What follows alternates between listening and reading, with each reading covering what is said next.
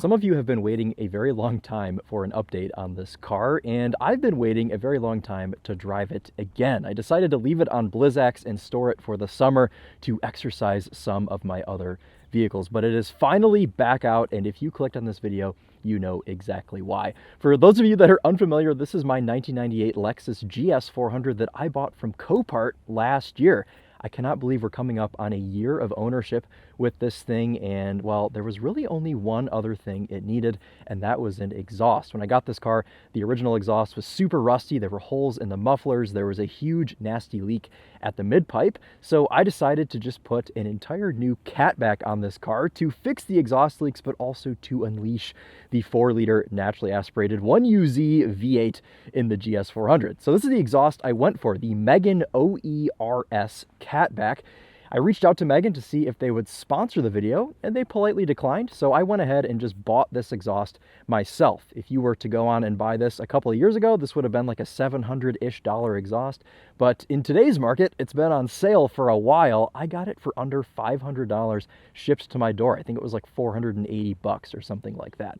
I then gave it to my buddy Keone at Cap's Garage, and him and his new friend that helps him work, Clay, they put the exhaust on for me just a couple of days ago. So there's still a couple little things that we need to button up. The exhaust rattles a little bit while it's cold. I don't know if that has to do with the fitment of the exhaust or, you know, just the way that this car is with how much rust is underneath, whatever. But today's video is going to be kind of a review on this Megan exhaust system, unbiased, and also just kind of another drive in the glorious Lexus GS 400. For those of you super unfamiliar, the 4-liter in this makes 300 horsepower, 310 pound-feet of torque. It's got a 5-speed automatic. It's rear-wheel drive. It's open diff. These did not come with a limited slip from the factory, though you can fit one. And, well, I mean, we kind of know about this car at this point, and I have 3 other videos on this thing. If you're super curious for an in-depth review on it, I will link those in the description. But today we're here to talk about V8 stuff, so I'm super excited to show you guys what this exhaust sounds like. You got a little bit of a sneak peek in the intro, but let's go ahead and we'll fire it up. We'll let you hear a warm start. We'll give you some revs, and then we'll take it out on the road, and we'll show you what it's like to live with this exhaust system, because I know a lot of videos, you know, revs, flybys, everything like that, but if you have this car as a daily driver, is this a livable exhaust? So that's what we're going to find out today.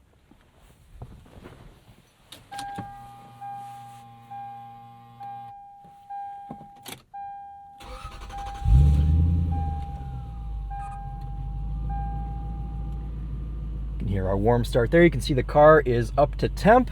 Let some oil get to it, and then we will give it a couple revs, and we'll walk you around it, and you can hear the idle.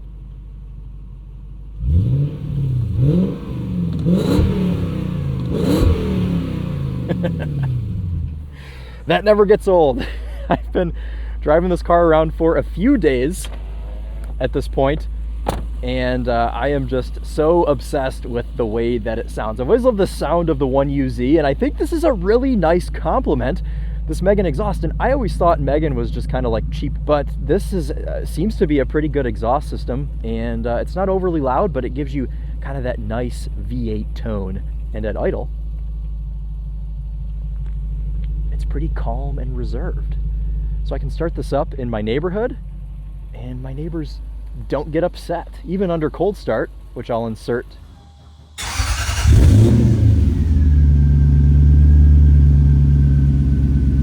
It's not super loud either. Okay, let's jump in this thing and let's go for a drive and see what this exhaust is like. You guys, I am so excited to have this car back out. I know it's kind of like first world problems, boo-hoo, you could have driven this car all summer. I know. But the thing is, with having so many cars like I do, I feel like Tyler Hoover. I have like 6 cars at this point. It doesn't make sense to drive this rusty car on snow tires during the summer. So it's kind of like a treat. I save it for winter, and then I can enjoy it during the winter months. And then, you know, the same with the summer cars. But this is the sole winter vehicle, so it's even more of a treat and even more of a thing to look forward to.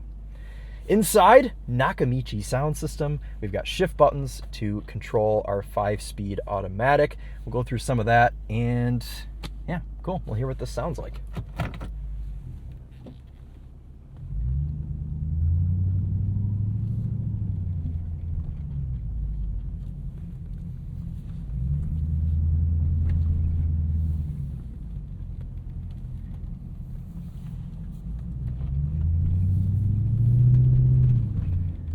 You guys will hear at low speeds just a couple little squeaks from that. We still have to get that dialed in. I don't know if maybe a hanger is like rubbing on a bracket or something.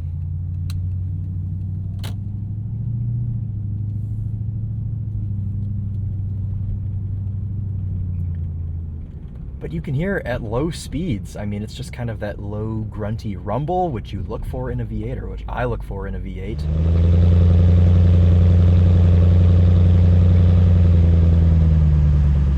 Okay, let's stick this thing into ECT power mode. Let's turn VSC off, and let's roll into a bit of an acceleration, see what it sounds like.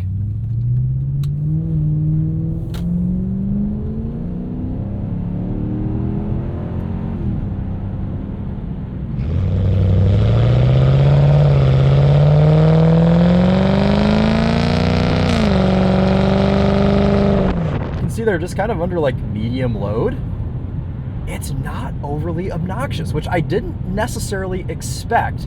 In fact, I was planning on titling this video "New Loud" in all caps Megan exhaust, but I don't think I could do that anymore because just daily driving this car, it's super reserved and livable. Now, of course, the catalytic converters are still there, but behind them, and I'll insert a picture of this so you guys can get a visual, but it's essentially just a straight mid-pipe to a straight axle back and then two big mufflers. But the mufflers came with baffles in them, which we promptly removed because we don't live in the state of California. We don't have to deal with that sort of nonsense, obviously. And I wanted as much volume as I could get out of this car, and that kind of just made the most sense. So that's what we did. And of course, you're able to leave those baffles in if you want, but why would you want to do that? I think what I love the most about this is it kind of took away like the squatted truck vibe from this. Because when I got it, that rusty exhaust with the exhaust leak, it sounded like a GMT 800 Silverado with its nose high in the sky, and I did not want to sound like that. So it sounds like a proper luxury sedan now, just with a little bit of kick to it. Okay. So, like I said earlier, we can manually control this 5-speed automatic, not necessarily in the way that you do in a new car. This manual mode just sets a maximum gear. So you can downshift it normally, but it's not going to upshift as soon as you hit the button. It's going to upshift when it feels it's appropriate still. But you can at least kind of rev the car out a bit more this way, because this 5-speed otherwise is very, very eager to change gear.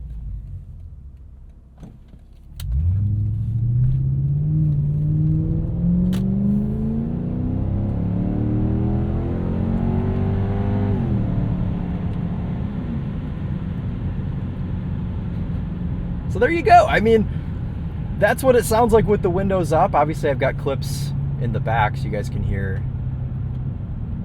what it sounds like outside. We'll do some windows down clips as well.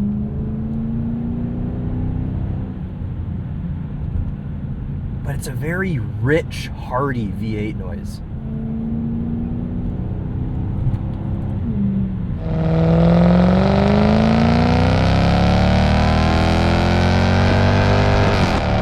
It's almost, dare I say, like Maserati Quattroporte-esque.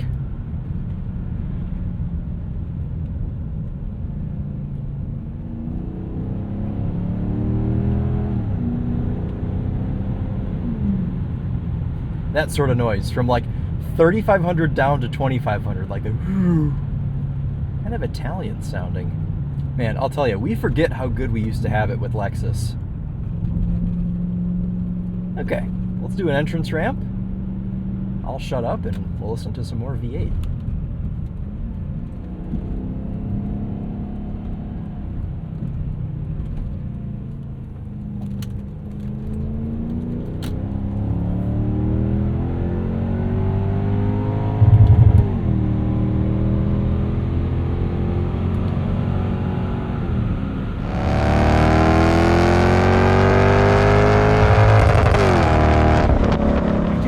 Forget how quick this car is. Also, had to do the rev limiter test. Lexus has had good rev limiters for a while. Okay, let's give you an idea of what this is like, obviously on the highway, cruising here. Let's put everything back into its normal setting. Ooh, also, guys, I leveled up to 117,000. This had 116.2, I think, when I got it, so I've put almost 1,000 miles on it. Set cruise here. Dial that back just a little.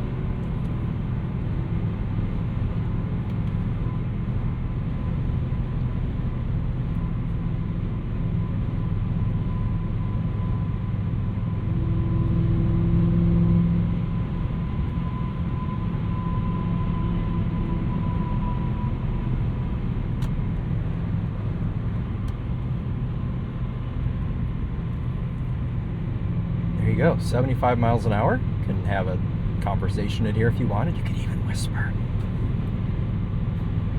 I just love the formula of this car. Naturally aspirated V8, rear-wheel drive, and it only weighs 3,600 pounds. I had this parked next to the Prius we're driving this week in the garage, and it was like the same size. Like, your cars have gotten so big, it's hilarious. And the fact that this car now would be, obviously they don't make the GS anymore, but if they did, it would compare to what would be a BMW 5 Series or a Mercedes E-Class. Cars that have both gotten huge. I think this is kind of the perfect size for a luxury sedan.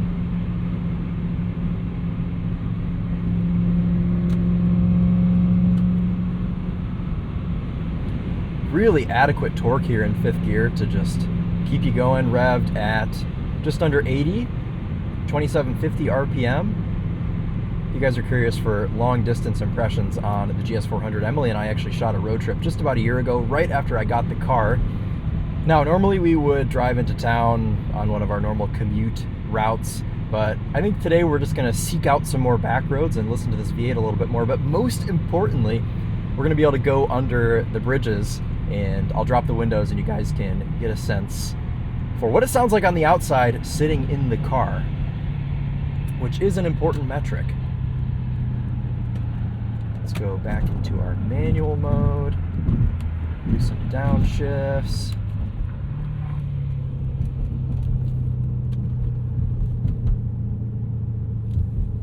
All right, let's drop the windows.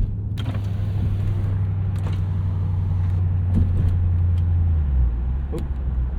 I am used to modern paddle shifters. There we go.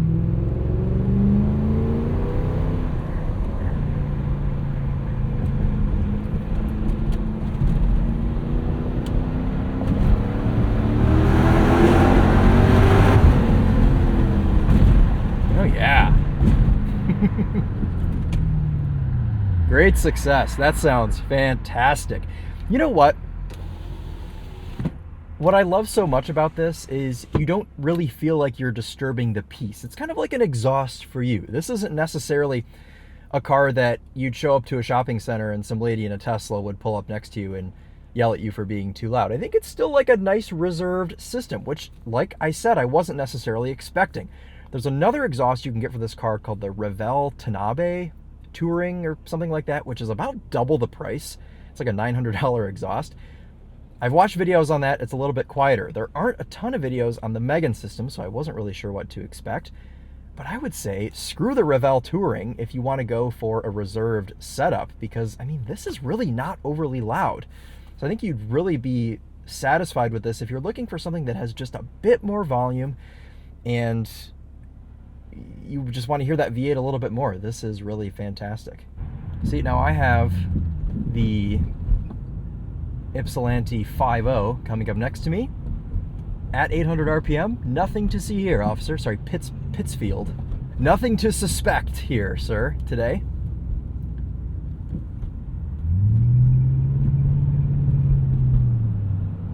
This might kind of be my natural progression into a Maserati Quattroporte. You know, when people ask you, like, what's your guilty pleasure dream car? Mine would be a 2009 to 2013 Maserati Quattroporte S or Sport GTS. That's kind of why I went for this car, because it's kind of like a budget alternative. All in all, I'm like $6,000 into this car, though.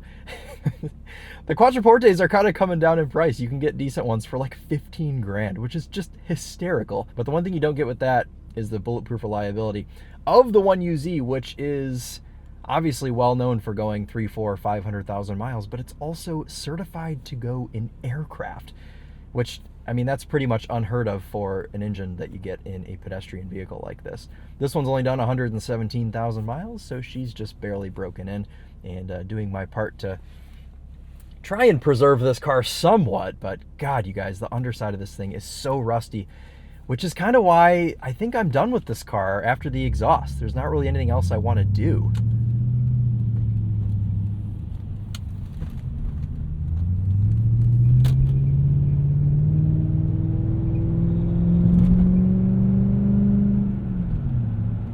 I just don't think financially it would make sense to put any more money into this thing when, you know, I could stick a couple of fingers through the floorboards on this car. It is that rusty. And, you know, when you buy something sight unseen from Copart, you never really know what you're getting. And yeah, that's a little bit my fault because I didn't go in person and look at it. I just tapped bid a bunch of times on my phone until I won the car. So, but anyways, getting off topic a bit.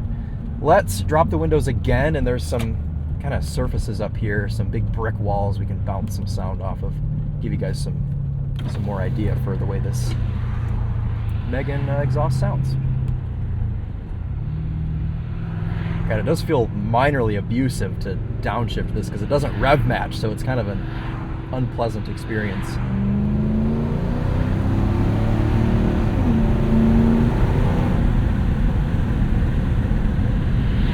Yeah, that sounds really good. Such a mature V8 noise.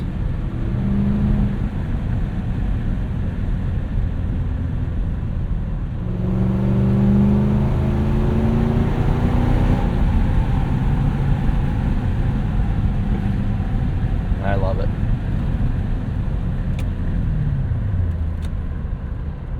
Actually.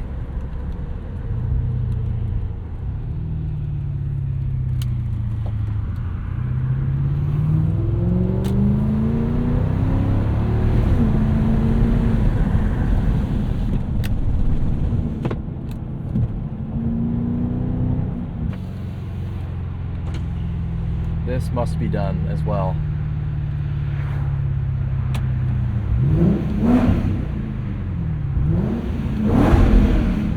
I think that is a Suzuki Forenza wagon. Quite uncommon. Am I right in saying that's a Forenza? Don't know. Okay, well, I'm curious to hear your guys' thoughts, what you think about this exhaust system.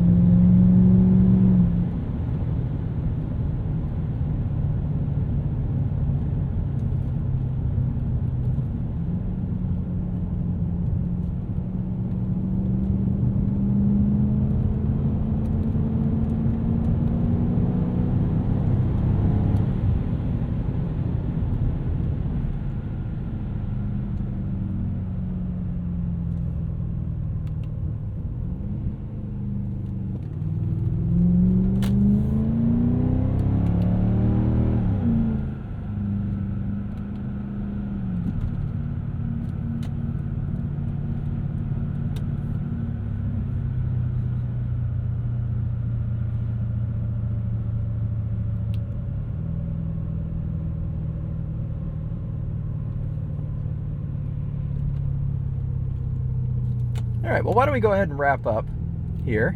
Put this back into automatic. I think we've got a pretty good sense for what this sounds like.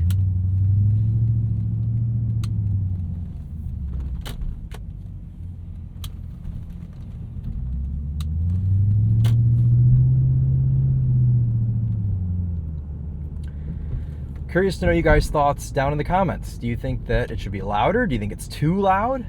I think it strikes a nice balance, like I've said 50 times already in this video, but I'm happy with it. I suppose that's all that really matters, but I also want to know if you guys have any suggestions for what the future with this GS400 should look like. You know, I'm not super keen on doing any more crazy modifications, just because, like I said, I'm like $6,000 into it. It's pretty rusty underneath. I don't really suspect I'm going to get that or much more than that when I go to sell it, and I probably will let go of it probably after this winter and just move on to something else.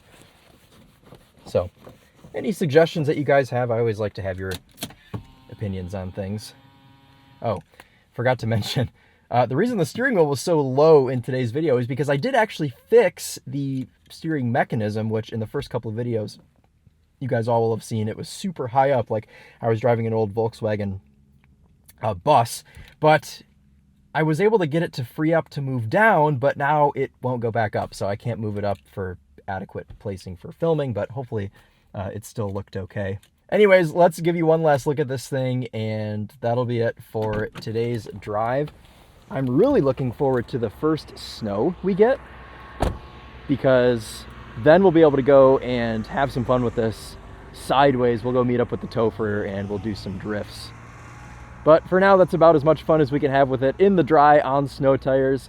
Just kind of enjoying the sweet sound of that 1UZ. But thank you guys for hanging out with me today, for taking another look at the GS400. I know it hasn't changed a ton, but I think this was kind of the only thing that this car needed. So that'll wrap it up for us today. Looking forward to reading your suggestions in the comments. But cool. All right, well, we'll see you in the next one. Take care.